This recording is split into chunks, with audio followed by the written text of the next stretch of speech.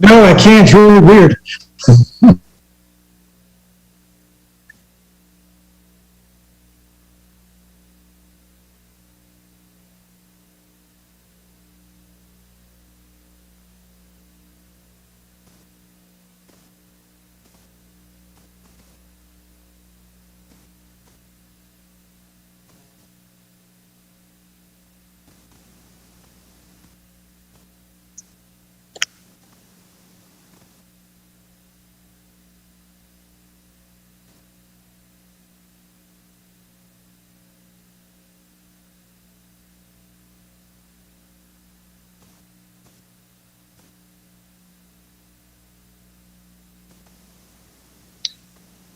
Hey, Joey.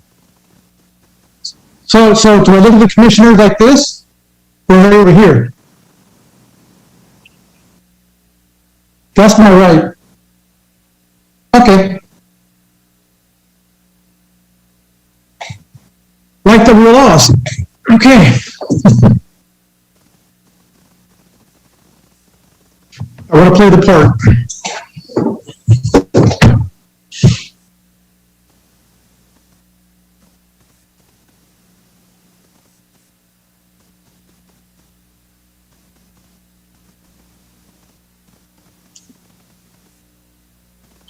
Not yet. He said he would try if he could. I sent him the link. All right, let's go ahead and start then. All right, so we'll call this meeting to order. This is a meeting of the Commissioners of Poolesville. It's July 6th, 2021. It's 7:09, 7:10, and we are back in the building, which feels good to be back in the building. So let's start with our Pledge of Allegiance, and I'll go ahead and lead us tonight.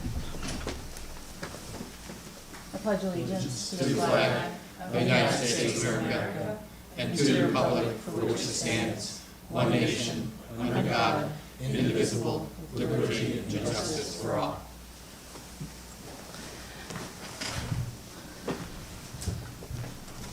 Great, so first on our agenda this evening are our commissioner reports, and I'll go ahead and start, talk a little bit about events. Jeff and I both just attended a great event, the Maryland Municipal League event, and it was definitely a different animal this year. There was probably about, I think I understand that there was a third of the people that are usually there. And they did less workshops because of that as well. So it was a little bit less excitement, but in some ways that was a good thing because then you had more time to talk with folks. And that's really what that event is mostly about, is the exchange of ideas and networking opportunities. So it was really great to be there, especially in person. I think everyone was really feeling that way. I won't go too in depth on the workshops themselves, although maybe you have some notes on some of them. But some of the really interesting ones I thought were there was one on strategic planning, which I thought was timely for us in our talks with the Planning Commission right now in terms of our master plan. A really interesting one was delineating county versus municipality authority, consensus and team building. And I also just wanted to add that the keynote address was amazing.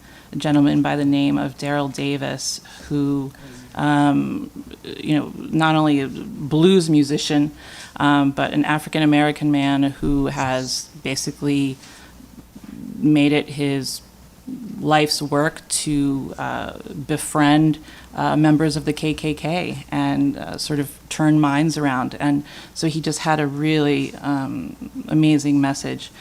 So that was neat. That was neat to be a part of. I recently was elected to the board of our Montgomery County chapter of the MML, and so I did. It was one of my first duties on that board. I went ahead and put together a little meet and greet for our Montgomery County chapter, and I think that was well received. Again, it was nice to see everybody in person. And then I also got myself wrangled into being elected to the board of the Maryland Mayors Association. So I'm hoping that my joining these other boards will be helpful for Poolesville moving forward. I guess that's probably the most I can say about MML. Overall, it was a great experience, and I highly recommend. Yeah, I'll let you. Okay. Yeah, when I get to you. I just wanted to encourage everybody to go next year because it's definitely worth it. And I just wanted to quickly go through the Poolesville events. So we had our first movie night, Penguins of Madagascar, not to be confused with Pigeons of Madagascar. And I understand it was a great success. My younger kid went, and she said it was great. We have, in July, we have 2 more events that the committee is planning. One's coming up soon on the 16th. It's a date night movie. And on the 30th is Gone Country. In August, we have 2 events planned as well. One is a kid-themed event earlier in the month. And then on August 27th will be Suds and Sounds. And then I also just wanted to mention that our coordinator of our farmers market is moving to another state. So that means that, we're going to be needing to identify someone new to coordinate it, or possibly look at the town taking it on. And I know that that's something that Wade and staff will be talking about, so that may be an event that gets added. And then just looking down to fall, of course, the obvious one, Poolesville Day, September 18th. And again, at MML, Governor Hogan was everywhere during the conference. He really made his presence known, and a lot of people had the chance to speak with him, which was great. And so I had a chance to bend his ear for a moment about Poolesville Day, and it was kind of nice. He sort of turned to his one of his staff people and said, put September 18th on the schedule, and told me that he would be there. So that's nice to hear. That's great. And let's see. Also in September, about almost 2 years ago now, right before COVID hit, we put together a staff/volunteer appreciation event, and I think it was really well received. We had raffled items from town businesses, and Bassett's graciously gave us a really good price on the food. And now that we're through the worst of the pandemic, the staff would like to go ahead and plan another event like that. And so I believe we're looking at September for that. And I think that's probably all I have on events. So Jeff, do you want to go ahead next? Well, I had a couple things I wanted to.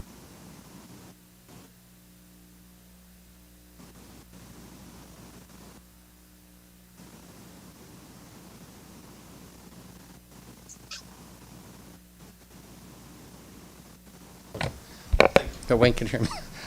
One was the American Recovery Act. And actually that session happened to be a fill-in because there was supposed to be a different session about economic development, and the person who was going to host that session apparently couldn't make it.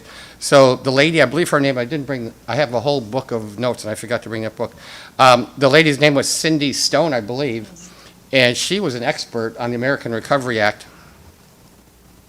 And she said a couple of things which I remember even without my notebook, and that was that a municipality should only expect to receive 75% of their operating budget, excluding, of course, CIP. And yeah, so I think we had put in for more than that.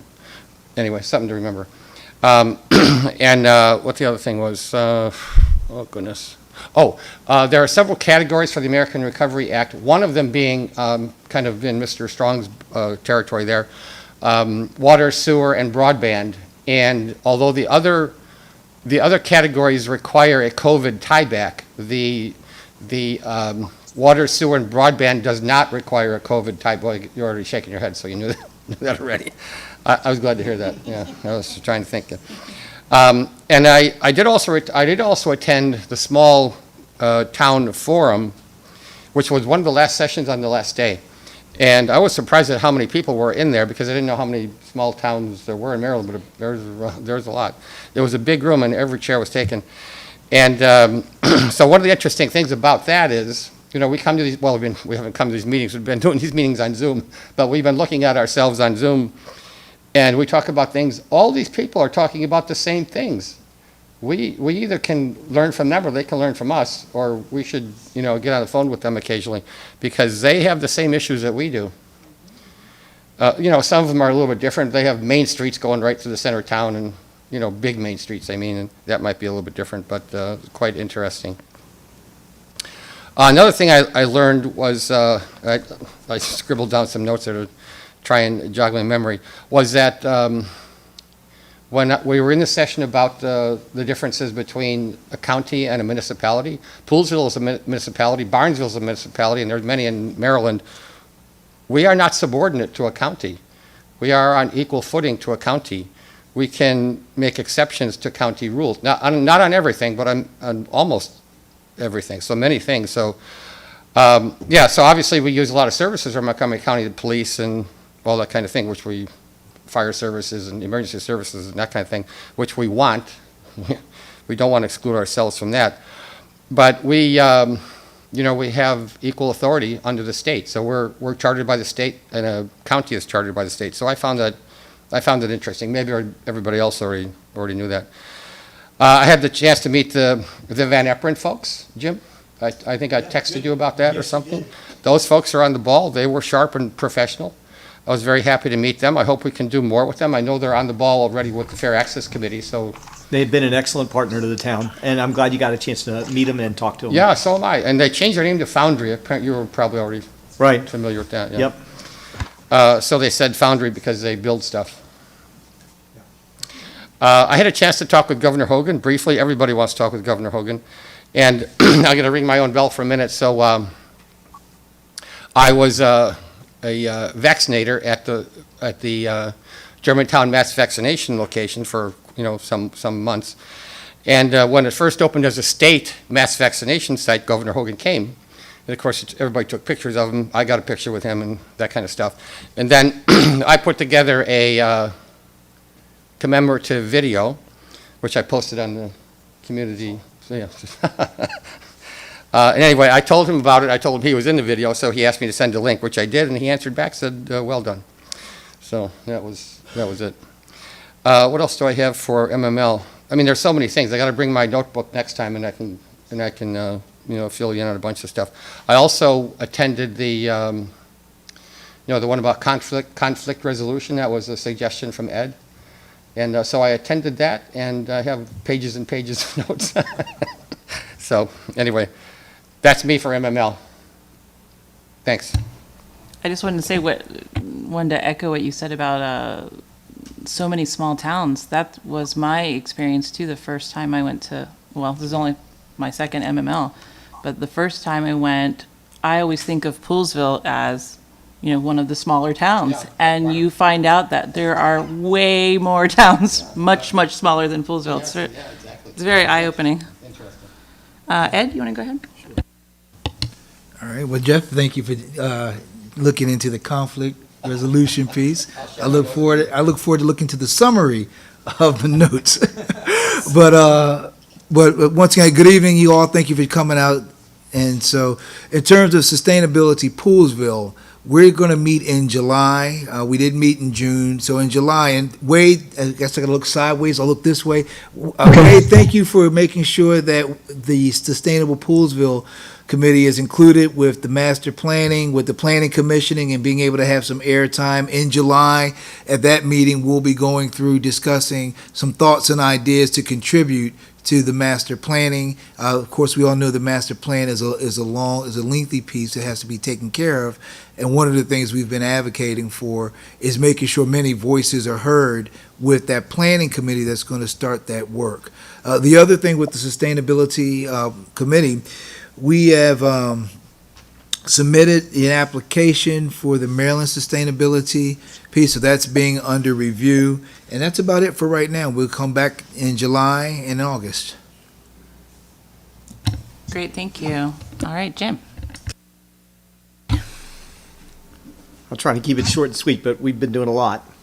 The biggie is that, first of all, you guys know I represent Fair Access. Great to see everybody in the audience, by the way. It's amazing. Wade, you too. Thanks. Thanks for listening.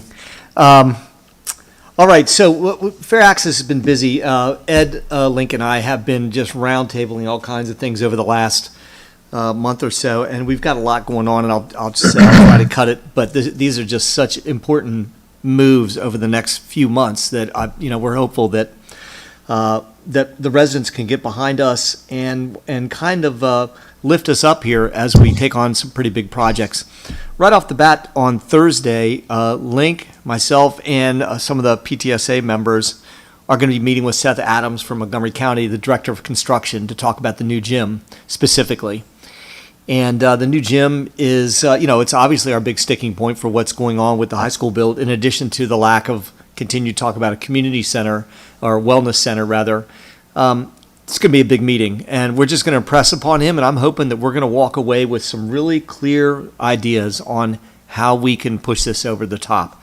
He is the Director of Construction. This is the guy that we've met with several times in the past.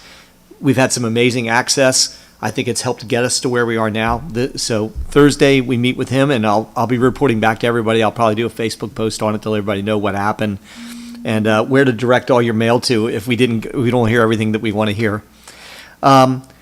Link is actually going to meet with Caroline Sturgis. She's the director. She's the executive in charge of something or another with Mark Elridge's group, and they're going to be talking about the master plan for the county and Poolesville's role in the master plan for the county, specifically our surrounding historic Black communities, the input of how how we can be more inclusive and how the county can do more planning around those communities, as well as their relationship with Poolesville and the rest of the county.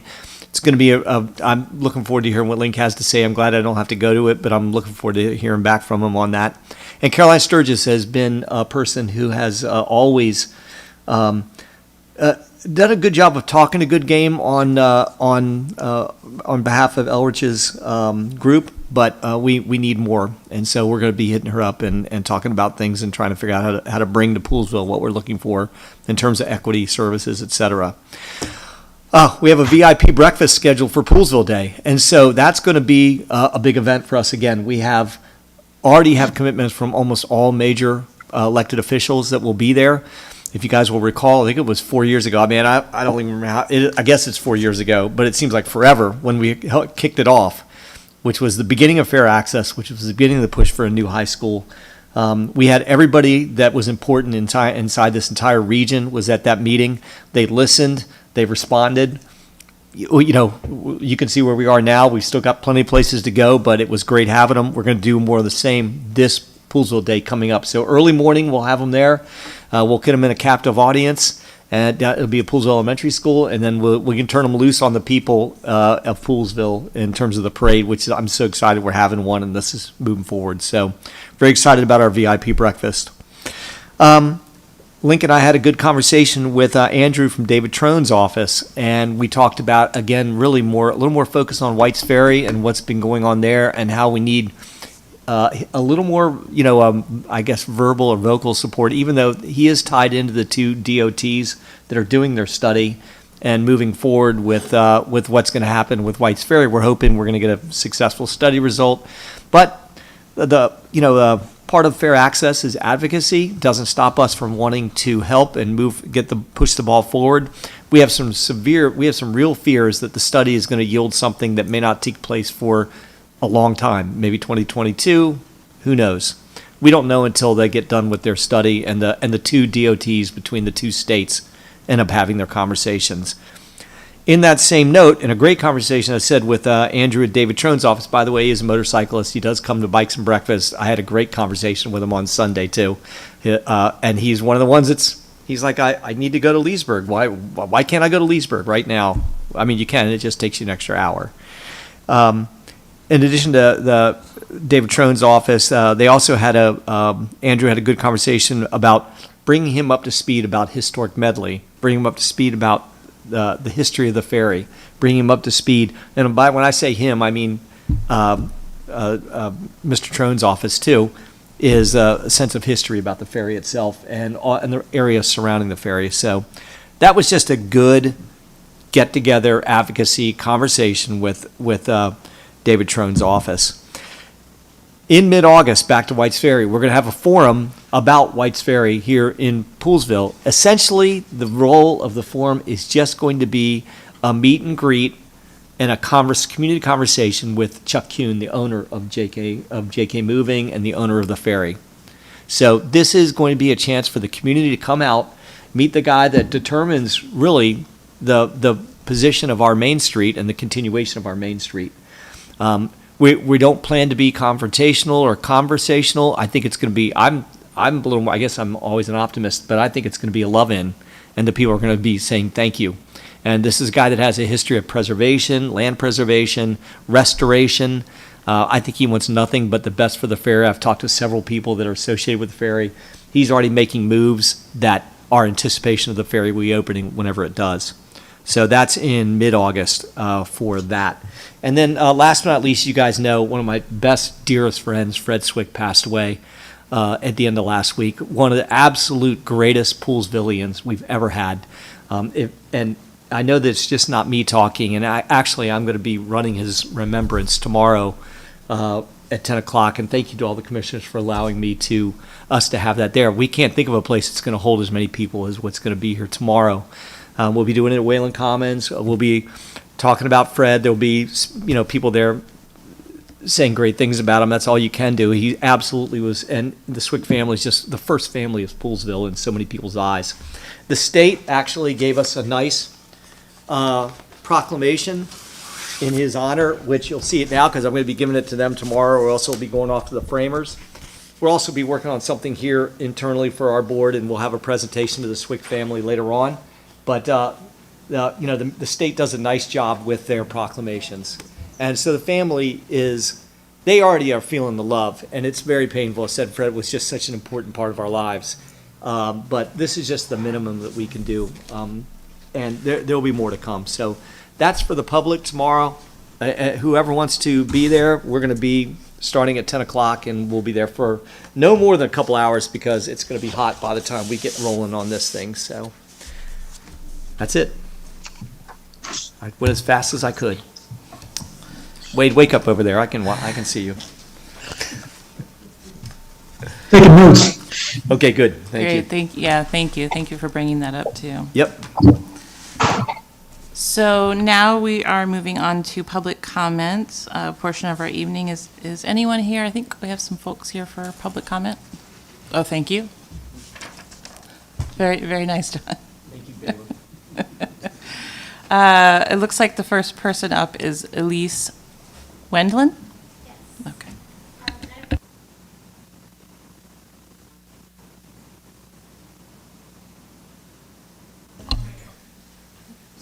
Sit right here. Here. Okay.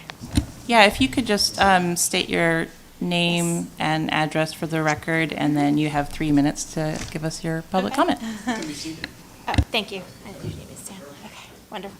My name is Elise Swenlin. My address is 20401 Peachtree Road, Dickerson, Maryland, 20842. I am first of all, I wanted to thank the town's support for allowing Alicia Cozy to start the farmers market and helping support small businesses, especially during the pandemic.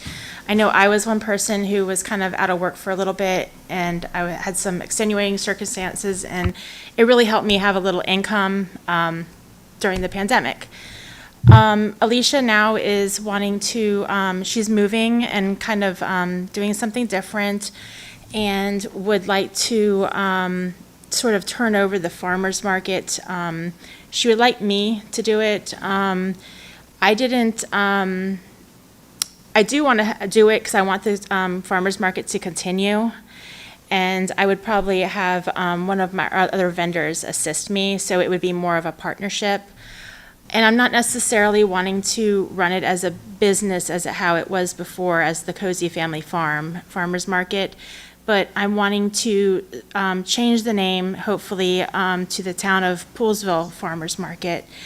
And the money from table fees, I would like to go in sort of more of a community account. And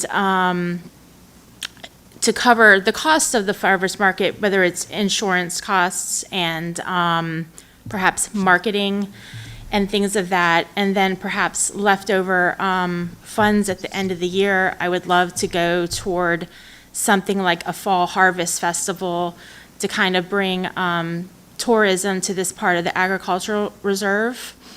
And hoping to, kind of have it maybe coincide a little bit with, the fun little scarecrows that are out in the fall for Wayland Commons.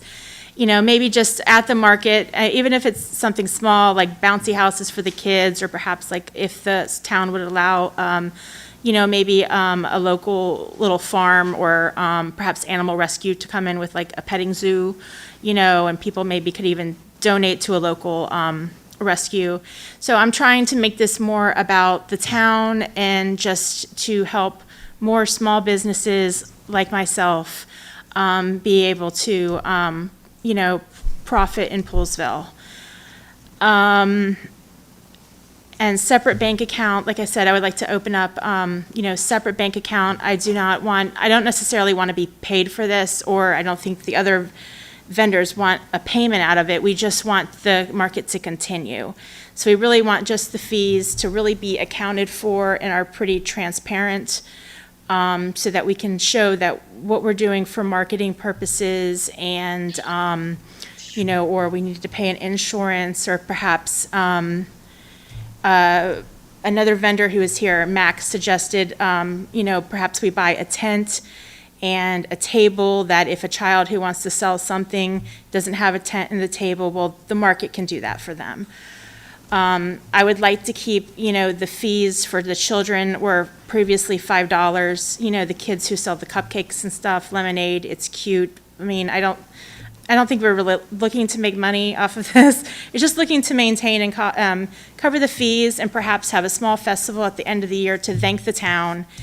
And what I was asking for is if we can maybe we appreciate all the town's support already, but we were hoping to maybe get a little permanent sign up. I've seen other signs, perhaps like at the Kentlands, they have like this, almost like an official state of Maryland farmer's market sign.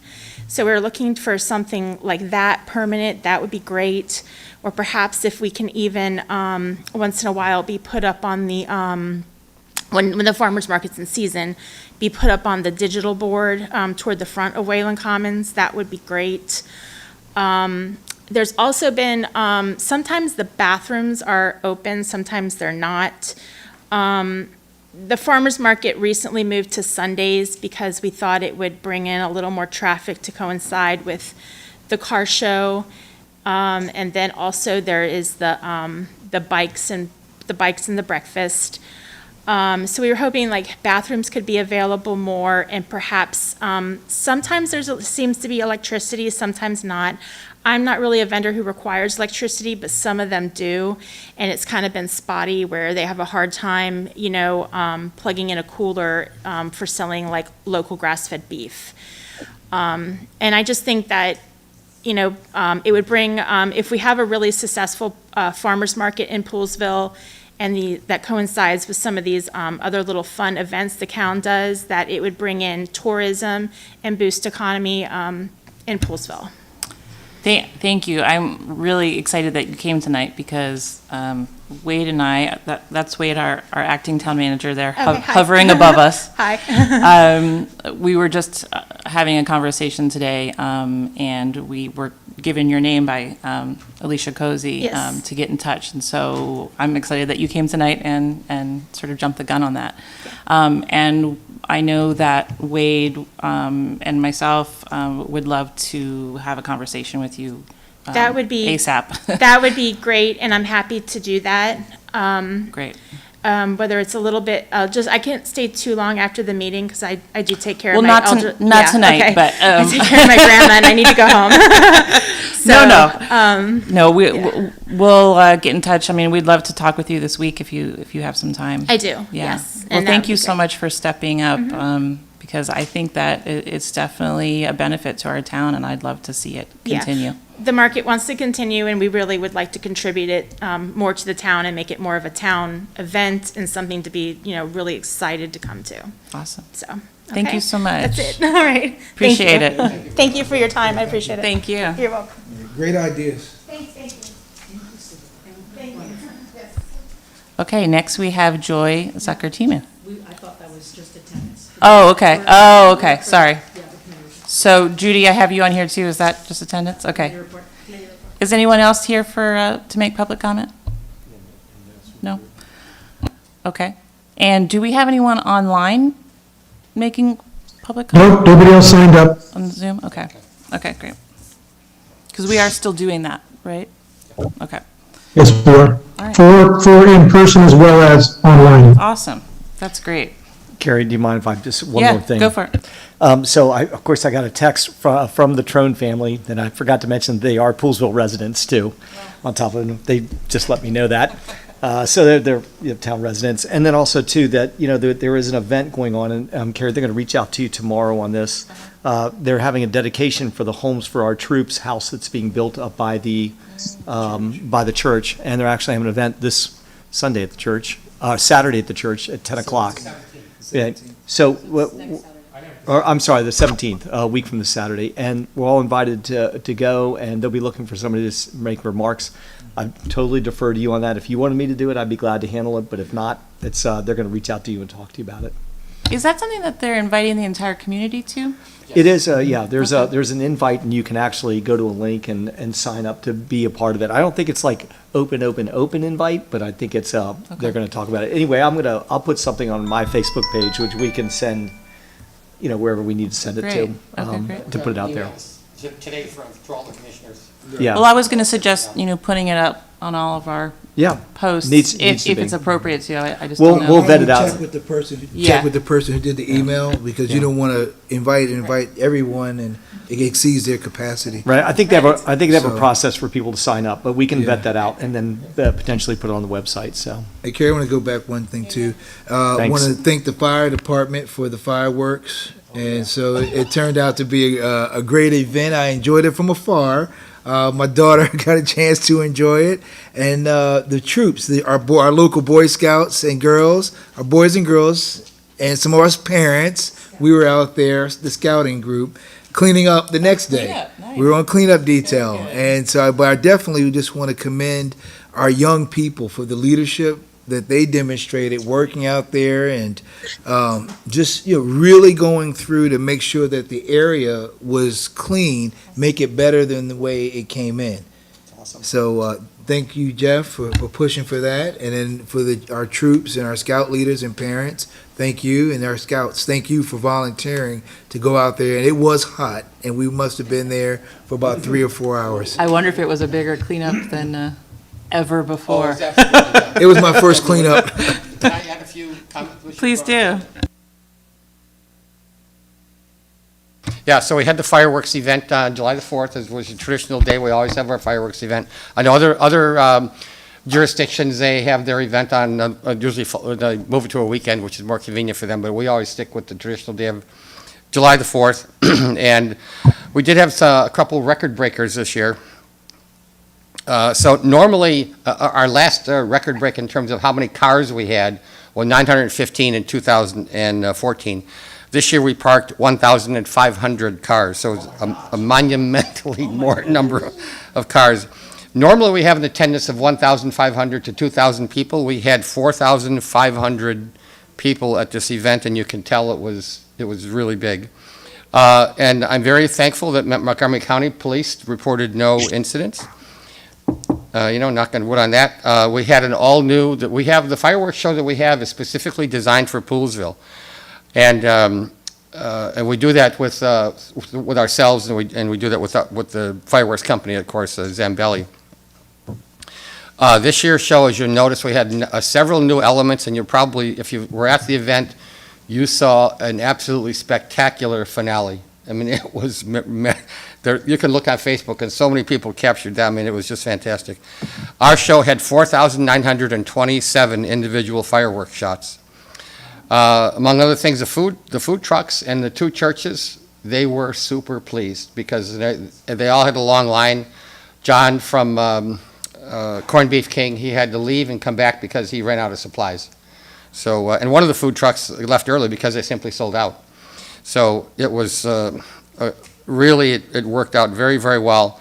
And I always want to make sure I thank the sponsors, because if we didn't have the sponsors, this event would simply not take place.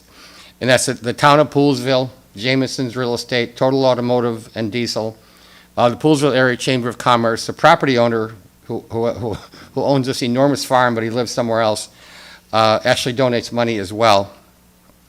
And even with all that, which is greatly, like I say, greatly appreciated, we have to make up the difference with the parking fee of $5. So, so everything was covered.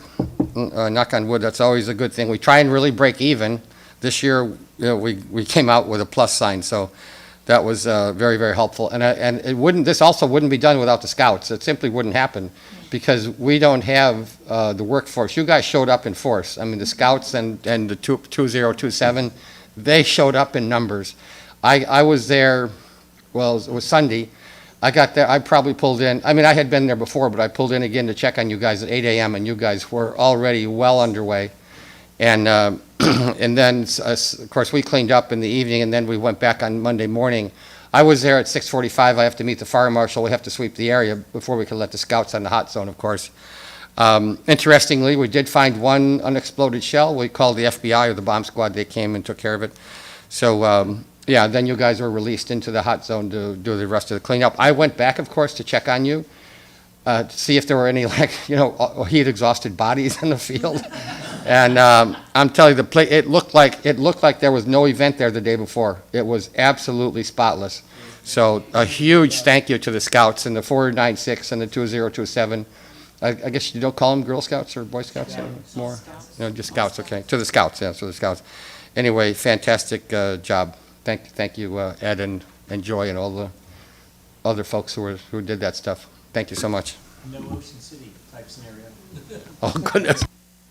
Honestly, the fire marshal called me because he had seen it. Well, everybody'd seen it on Facebook or somewhere. And he went over it with me, which I'd seen it on Facebook too. And he said, are we on for tonight? And I said, yes, we're on for tonight. And he said, and he knew who our fireworks shooter was. We had Zambelli for ages and ages. And they are by far the biggest in Maryland, probably maybe even the biggest in the United States. And he has great confidence in them. We have great confidence in them. And our show went off without a hitch, as it always does. Yeah. Knock on wood, So I feel for those folks in Ocean City. Yeah. Absolutely. Wow, that's great. So next on our agenda is approval of the minutes. These are the minutes from June 21st, 2021. And did everyone get a chance to read them? And if there's any changes, say so. If not, is there a motion to approve?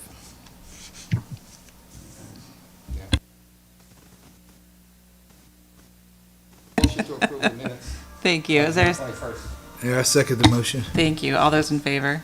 Aye. Aye. Aye. We could still raise our hands, I guess.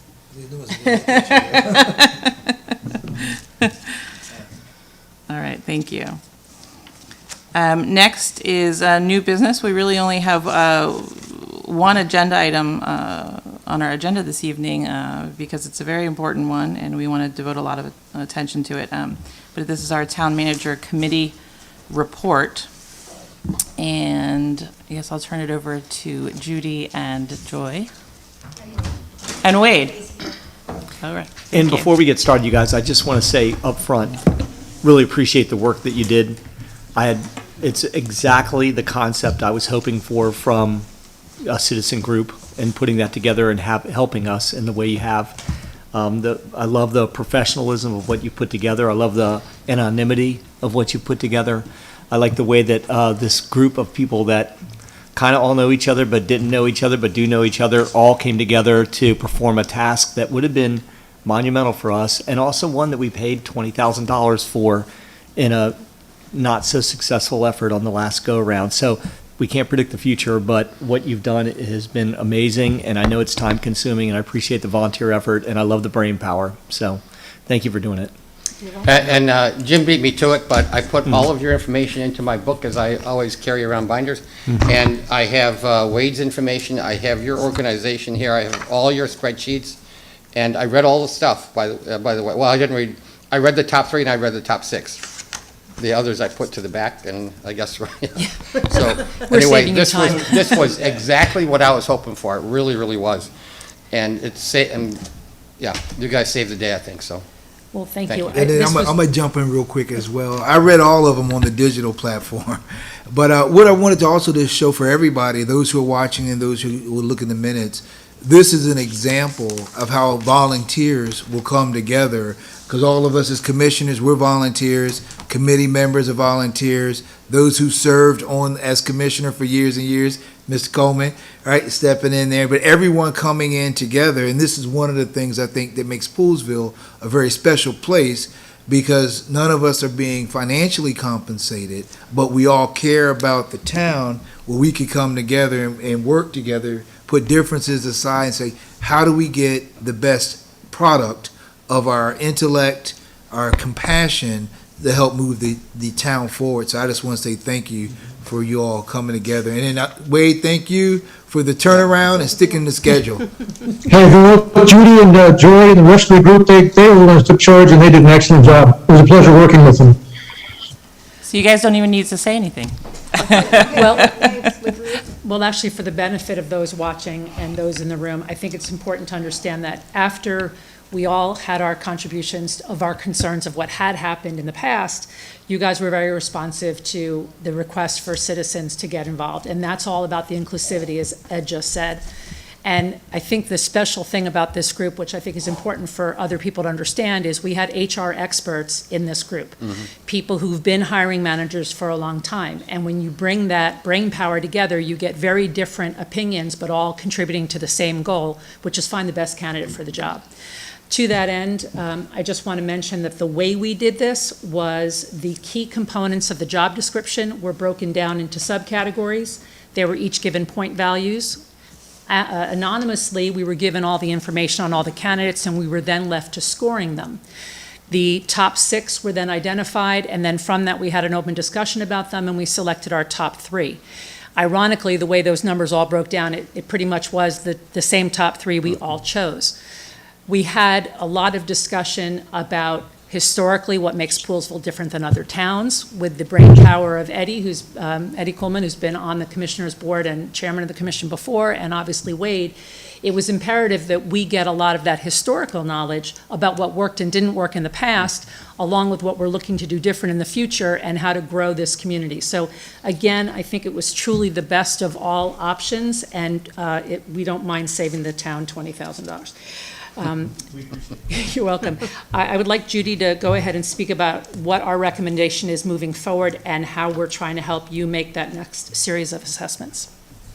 All right, well, thank you, everyone, for giving us the opportunity to serve. I've been in town over 20 years, which sounds really weird to say, because I can't believe it's been that long. My kids were babies, and they're both graduated college. How did that happen? And I think a lot of you in this room can attribute, or can kind of feel that. So having said that, it was really a nice opportunity to work together. I had not worked with most everybody before, known Wade almost that whole time, but never really worked with him closely. And Bobby, the same. They're phenomenal assets, and it was really wonderful to have them on our committee. So thank you to both of them. So as Joyce said, we got to our top 3.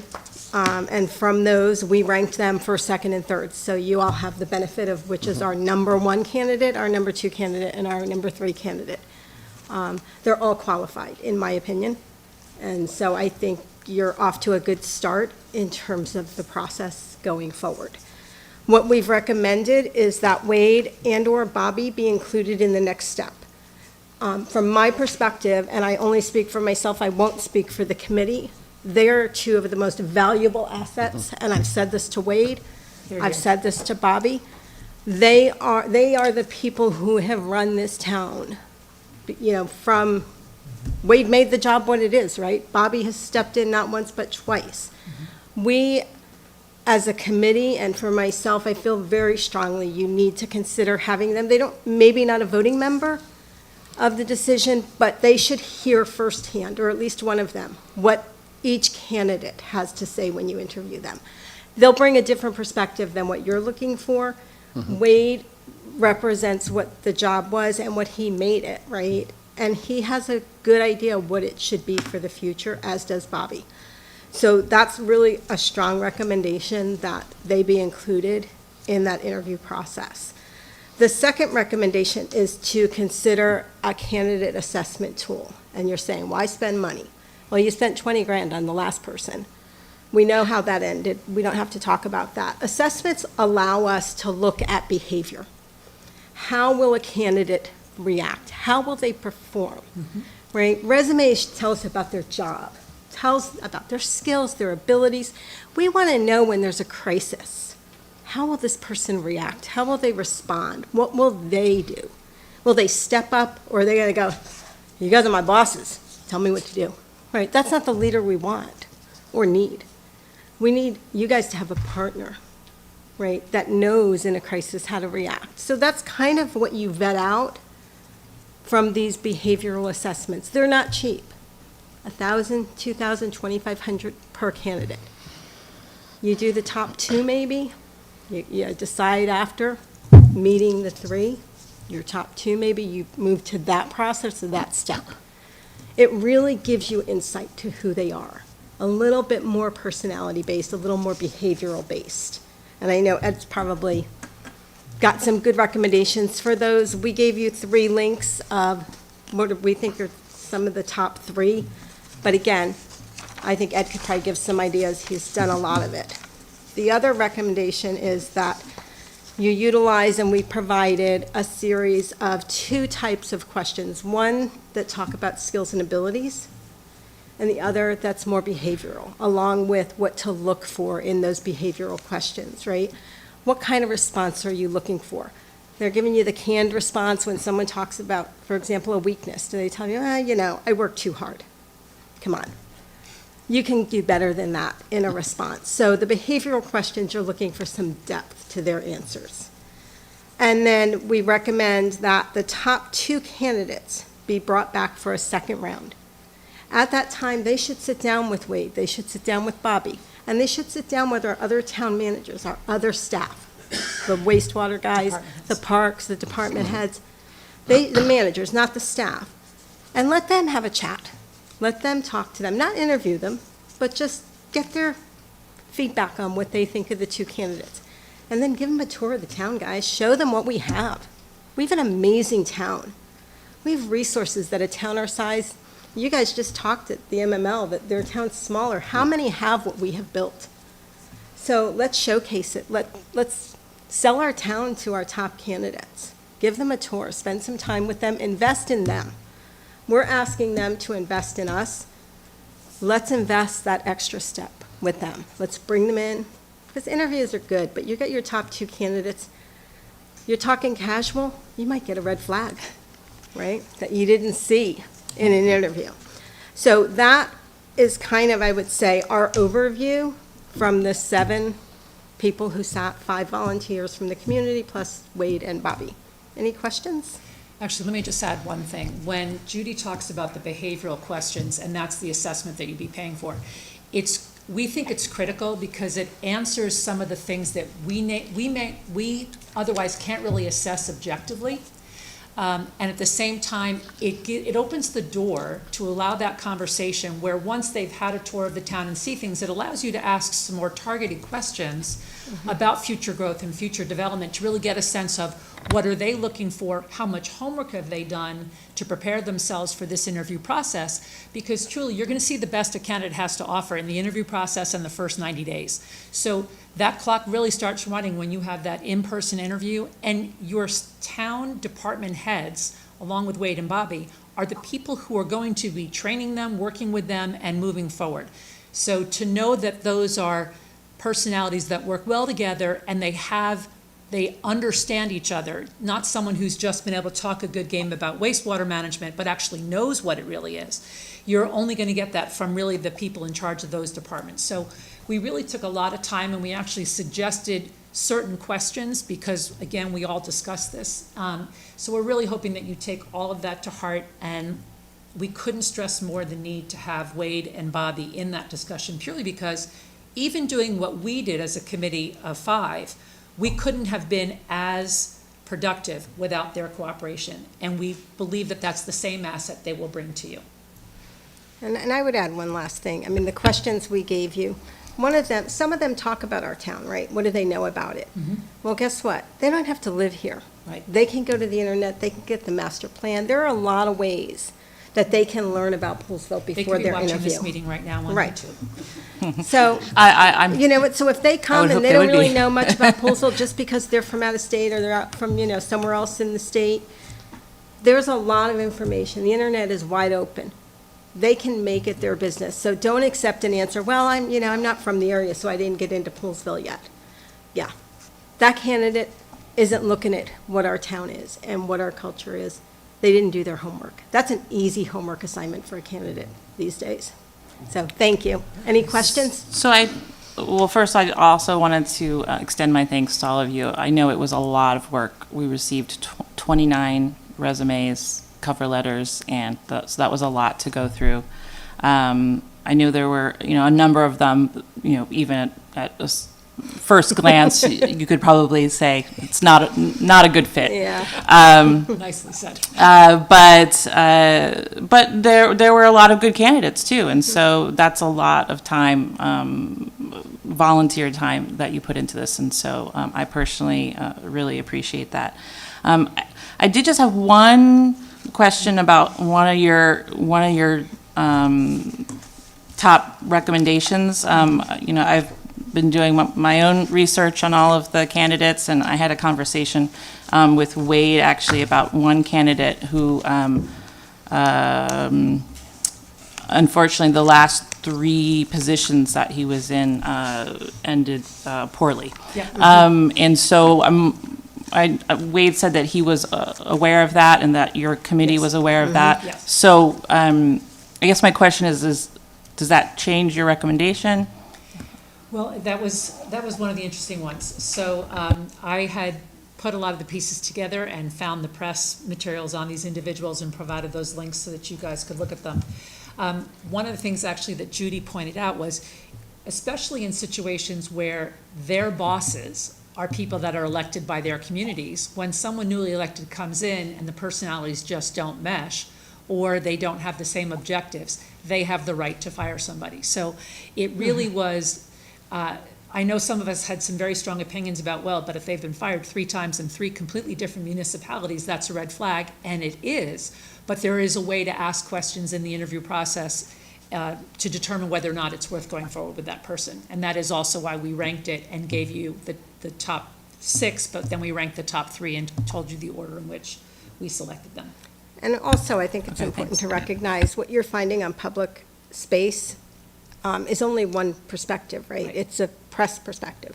We don't really know whether it was a political assignment or an appointment that, turned over. We know politically administrations change, and the same happens in municipalities and towns, right? So I think if they're a strong candidate, there are red flags, but it doesn't preclude you guys from doing your homework and digging deeper. What are those red flags? Are they valid, right? Or was it just one side of the story? And the council member who posted something they just didn't mesh, or the council member wanted their person in there. That happens, right? That's the unfortunate reality of these positions. And so I think we owe it, or you guys owe it, do the due diligence. We weren't asked to go that far, so we tried to put our biases aside and give you the top picks, and that's what we tried to do, is to the best of our ability without any bias. Great, thank you. Okay, thank you. All right, thanks, Liz.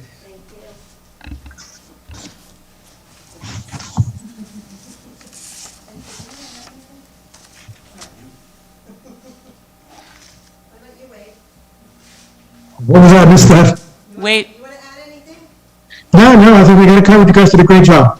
well, Wade, we're on to the town manager's report now. So if you did want to add anything.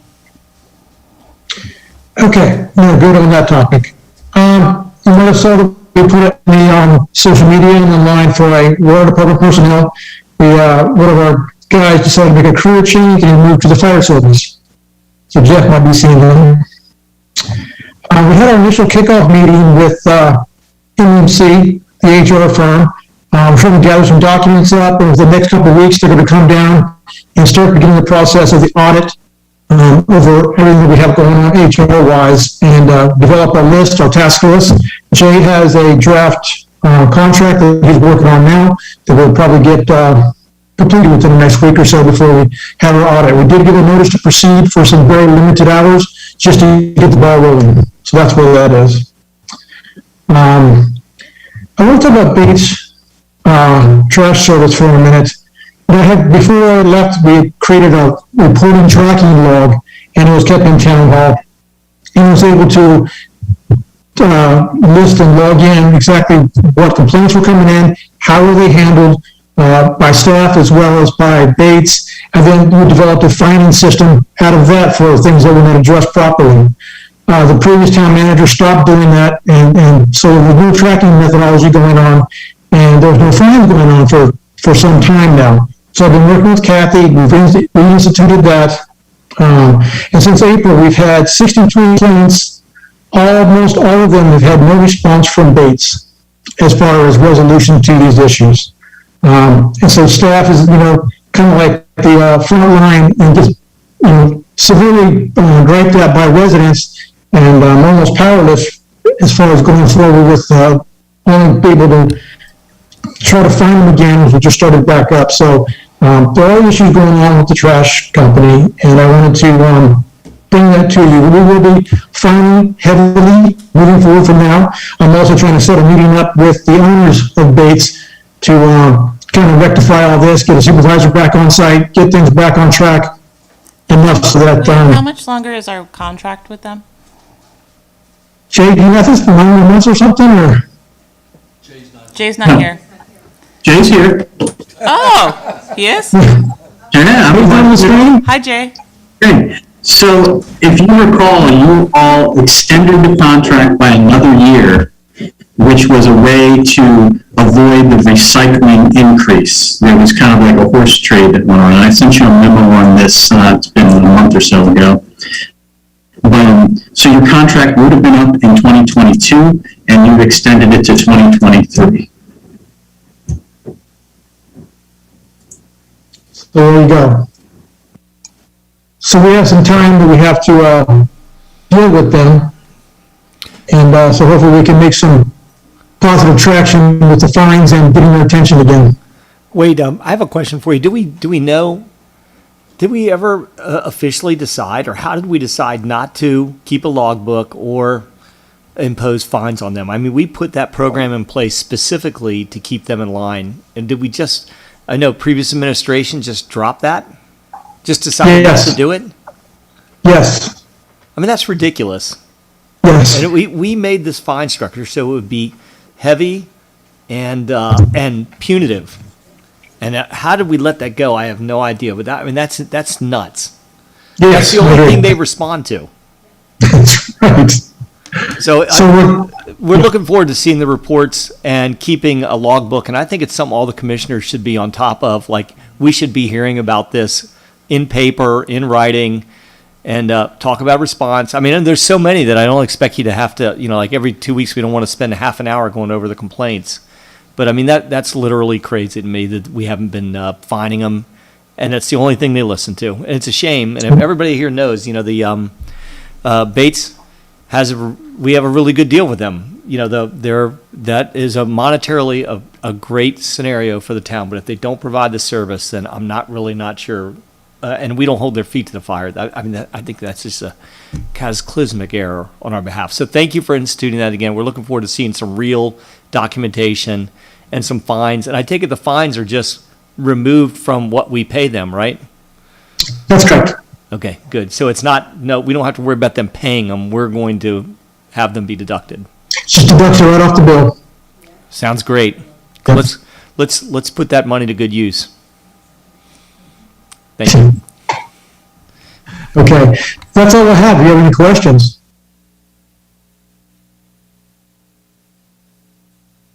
Anybody? Question?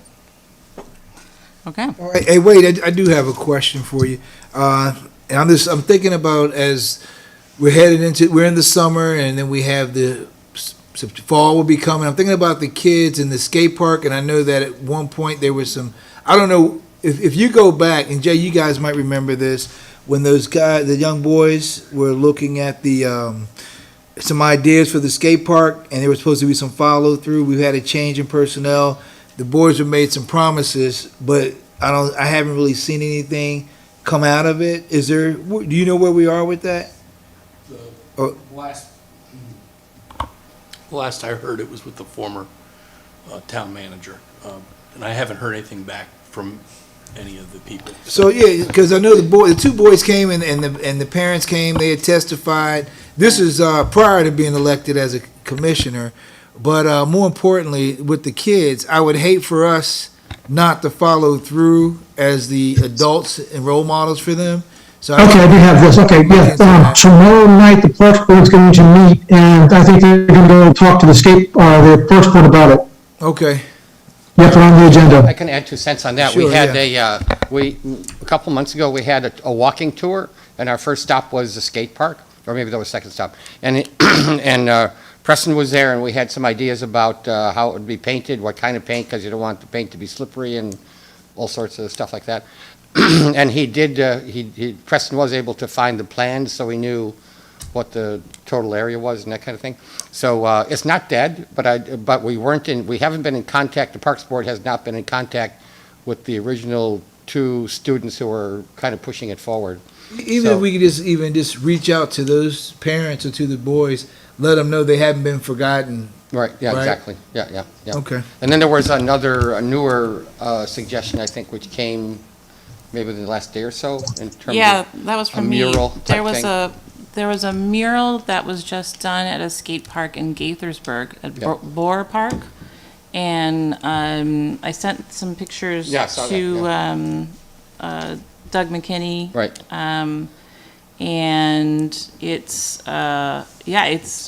it's quite beautiful, and they commissioned a local artist and took ideas from the kids who use the skate park. So it was just an interesting idea. Yeah, so we have that on tomorrow's agenda. Actually, the meeting for the Parks Board is tomorrow. Oh, great, Yes. great. And hey, just one question while you're there, Jeff, and into the meeting, if you don't mind, and maybe you've already touched on this, and I'm just missing the boat here, but is there a chance that when we paint over the graffiti, or however we end up doing, that it can be painted the same color as the concrete or something close to it, instead of like a patchy white? It's whatever colors. Oh, I see. If they could do that, I mean, I know Yeah. from a skating background, having spent bazillion dollars at Pit Crew, not for me, that the surface of the skate park is important. So Yeah, and actually, we chatted with a couple of the younger skateboarder people when we were doing the walking tour, and they said the white paint area is slippery. yeah, I think So- it's important. So I'm sorry, I should be directing this to John too. But if you guys can figure out a way to make it simulate the regular concrete as best as possible. Yeah, we'll jump on that. All right, are you making a But skating? of course, making a we'll never skating have an reference? occasion to use it again, I'm sure. You'll drop in on that comment. You'll drop in on that. Hard. Okay, good. All right. right, what's next? Okay. I think that we've covered everything on our agenda tonight, but now we're going to adjourn to closed session. Uh-huh. Jim, you mentioned that there's a fair access meeting. Is it this Thursday or next Thursday, the 7th? It's this Thursday. Do you need public support to show up, or is this a closed meeting? It's at their headquarters, so it'll just be us. But I appreciate that, but I'm going to have you on speed dial if we need you. Thank you. Is there otherwise a way to make sure that the two boys we were talking about going to tomorrow night's parks meeting, or at least informed that you're actually meeting tomorrow night? I don't have their, I can call. oh, you know, okay, fine. We're looking for the name. Meeting tomorrow night. I'm sure we have it in our notes. Yeah. I'll, I tell you, Do you need the name of the individual coming? Okay, don't you? Yeah, they're close. all right, maybe I'll follow up with you. I'll call the kid's mom today when we finish. And they may be, I don't know, we'll find out. All right. Great. Well, would anyone like to make a motion to adjourn to closed session?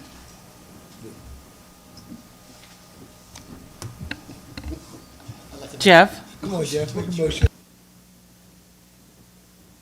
I guess I make a motion to adjourn. Gotta read it. Can you read, oh, here. Oh.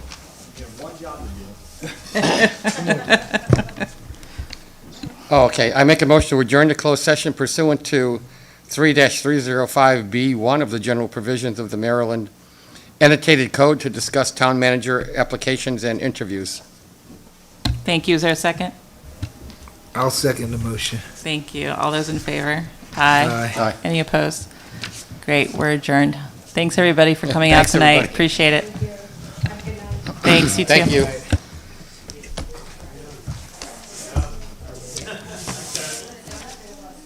So you take it offline now?